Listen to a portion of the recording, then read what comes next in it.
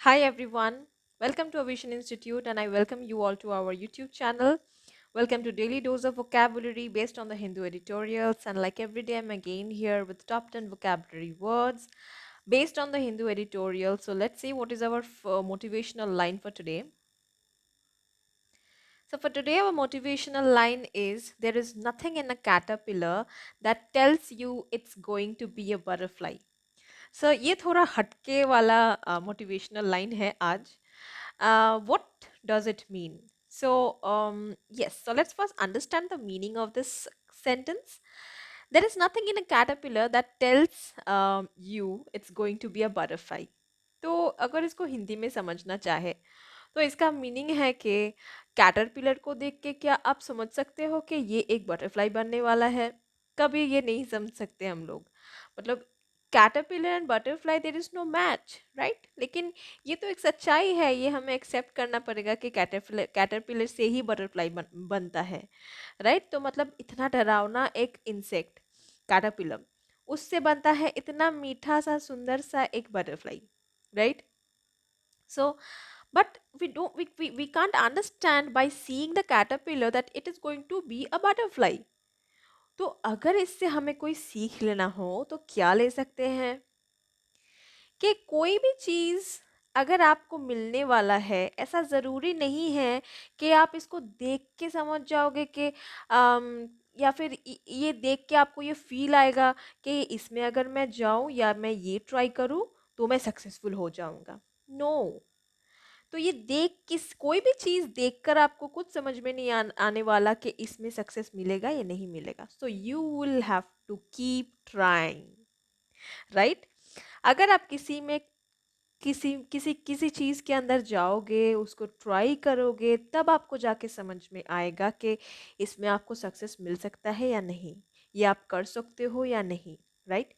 सो यही अम, हम लोगों को ये इस मोटिवेशनल लाइन से सीखना चाहिए, सीख लेना चाहिए, राइट? So सुबह सुबह in the early in the morning we will start our day with this motivational line, and let us see what is our first vocabulary word for today. So our first vocabulary word for today is tirade.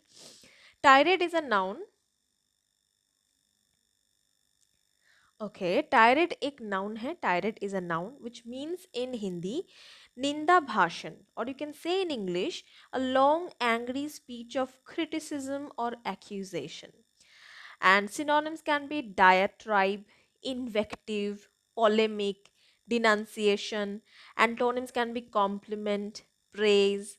So, how to use it in a sentence? If my daughter does not get everything she wants for Christmas, she will launch a tirade. अगर मेरी बेटी को उसको Christmas में जो भी चाहिए अगर वो सब नहीं मिला तो वो एक टायरेड लॉन्च कर देती है. मतलब वो चीखने लगती है, चिल्लाने लगती है, गुस्सा भी हो जाती है, right?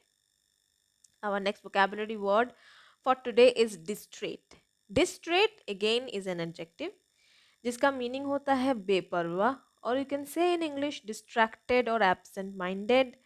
Synonyms can be preoccupied, forgetful, inattentive. Antonyms can be concentrating, attentive, focused. ये सारे antonyms हो सकते हैं. अब इसको सेंटेंस में कैसे अप्लाई करें? You are distrait, you can not know what you are saying. तो तुम अभी बेपरवाह हो, तुम अभी कुछ और सोच रहे हो, शायद तुम डिस्ट्रैक्टेड हो, तो तुम समझ नहीं पा रहे हो कि तुम खुद क्या बोल रहे हो.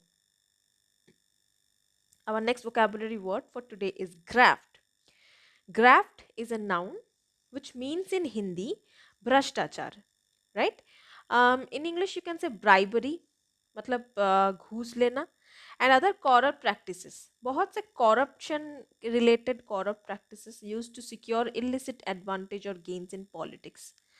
तो पॉलिटिक्स में जनरली ये करप्ट प्रैक्टिसेस चलते रहते हैं, एंड द इलिसिट एडवांटेजेस, जो कि बहुत से इलिसिट मतलब इलीगल जो एडवांटेजेस मिलते हैं वो पॉलिटिक्स में ही मिलते हैं. बिजनेस में भी होता है ये, but in very big big businesses businessmans deal with corruption. Synonyms can be corruption, dishonesty, fraudulence. Antonyms can be incorruptibility, honesty, sterility, probity. How to use it in a sentence? Fraud and graft allegations were directed at the greedy senator who accepted bribes for his vote. तो ये जो fraud and graft allegations है ये इस greedy senator के ऊपर डाला गया जो कि घूस लेते थे अपने वोट के लिए, right? Our next vocabulary word is suave. Suave is an adjective. It means shished. Or you can say in English, especially of a man who is charming, confident, and elegant, right? So that is suave. Synonyms can be charming, sophisticated, debonair, urban. Antonyms can be unsophisticated, rude. Now, how to use it in a sentence? It was easy for the suave detective to get the female suspect to confess. तो ये जो detective थे वो इतने experience थे, इतना उनको experience था, मतलब क्रिमिनल्स पकड़ने का या भी या कोई कोई भी मतलब क्राइम एक्यूज्ड को पकड़ने का, कि ये जो फीमेल सस्पेक्ट है इसको कन्फेस कराना इसके लिए कोई बात नहीं था, ये जो इतना बड़ा डिटेक्टिव था ये, right? So we have our first idiomatic expression for today. So today's first idiomatic expression is be a shining example. So what do you mean by that? What should we use this term? So it is used to describe an ideal example of something or someone. तो किसी भी चीज़ का अगर आप एक ideal example देना चाहते हो या फिर एक रोल मॉडल क्रिएट करना चाहते हो तो इन दैट केस आप इस इडियोमैटिक एक्सप्रेशन का सहारा ले सकते हो. सेंटेंस में कैसे यूज कर सकते हैं? Sandra is a shining example of an innovative entrepreneur. तो सैंड्रा एक परफेक्ट एग्जाम्पल है, वो एक आइडल है कि कैसे एक इनोवेटिव इनोवेटिव एंटरप्रेन्योर बना जाए, right? So our next vocabulary word is mainstay. Mainstay is a noun जिसका मीनिंग हिंदी में होता है आधार, और you can say in English a person और thing on which something else is based और डिपेंड्स. तो कोई भी इंसान या कोई भी चीज़ जिसके ऊपर कोई और चीज़ डिपेंड करता है. Synonyms can be cornerstone, bulwark, buttress, bastion. Antonyms can be antagonist, opponent, enemy. How to use it in a sentence? Rice is a mainstay for most Asian families as most meals include at least one helping. तो ये जो rice है ये एक main stay है Asian families के लिए, मतलब यही सबसे बड़ा चीज़ है, मतलब राइस के अलावा ये लोग नहीं चल सकते, इनका जीवन नहीं मतलब आगे नहीं बढ़ सकता, क्योंकि कोई भी मील में राइस इनका एक रहेगा ही, right? That is called the mainstay. Our next vocabulary word is quadrupled. Quadrupled is a verb जिसका मीनिंग होता है चार गुना. In English, you can say increase or be increased fourfold. Fourfold, that means चार गुना कुछ बढ़ जाना. Synonyms हो सकते हैं tetrad, quadrivial. Antonyms can be unsettled, unready. Sentence में कैसे use करें? We have had quadruple the number of applicants we expected. तो हमने जितना applicant expect किया था उससे चार गुना applicants अभी हमें मिला है, right? Our next vocabulary word is gobsmacked. Gobsmacked एक एडजेक्टिव है जिसका मीनिंग हिंदी में होता है चकित हो जाना, और you can say in English utterly astonished or astounded. Synonyms can be astonished, surprised. Antonyms can be unsurprised. Sentence में कैसे यूज करें? The audience was gobsmacked when the air show pilots flew one by one um, flew by one another with just inches to spare between their aircraft. तो audience जो है वो बहुत एकदम चौंक गए थे जब ये जो एयर शो वाला, मतलब जो शो होता है स्काई में, in the sky there are shows in the 15th August या फिर 26 जनवरी. तो ये शो जब हो रहा था तब एक के ऊपर से एक एक इंच की दूरी में ये जो एयरक्राफ्ट जा रहे थे उसको देखकर ऑडियंस गॉब स्मैक्ड हो गए थे. अब next idiomatic expression is by a lemon. So it is used in a context when you buy something that is worthless, especially a vehicle.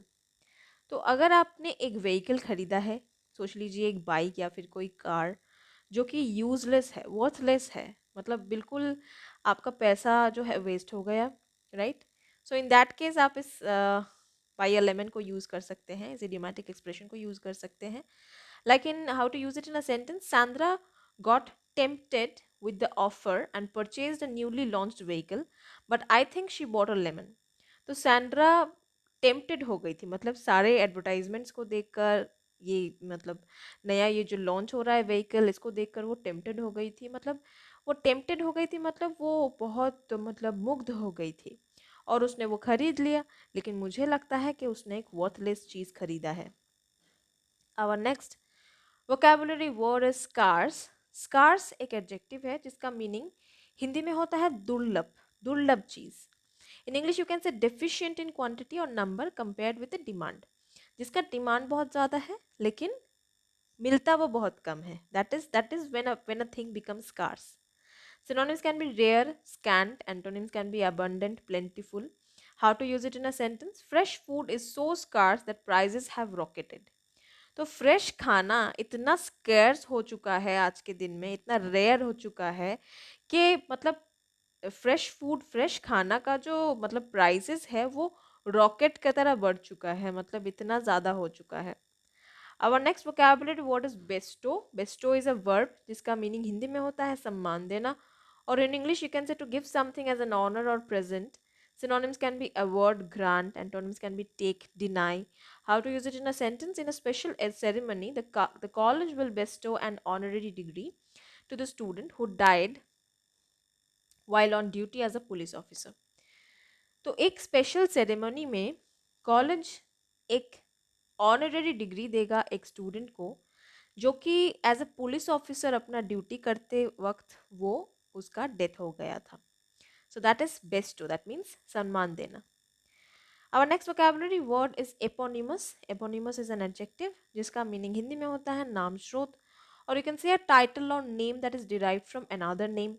Synonyms can be namesake, cognominal, cognominal, homonymous. Antonyms can be anonymous, pseudo, unidentified.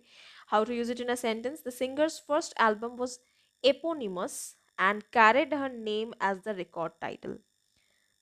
तो ये जो singer का जो first album था that was eponymous, और उसके साथ वो कैरी हुआ था, उसका उसके रिकॉर्ड टाइटल में भी उसका नाम था, right, that is eponymous. So this is our last idiomatic expression for today. It is be a barrel of laughs.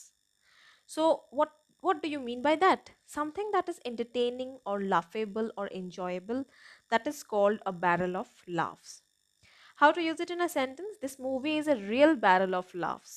मतलब ये जो मूवी है ये बिल्कुल मतलब बहुत ज़्यादा एंटरटेनिंग है, बहुत ज़्यादा हंसी आता है ये मूवी को देखकर, right? So that is a barrel of laughs, right? So guys, this was all about our top 10 vocabulary words and 3 idiomatic expressions. I hope you liked the video. If you liked the video, do click on the like icon and comment in the video, share it with your friends and relatives, and yes, if you are new to our channel, subscribe our channel, hit the bell icon so that you get all the recent updates. So see you next day. Till then, take care. Goodbye.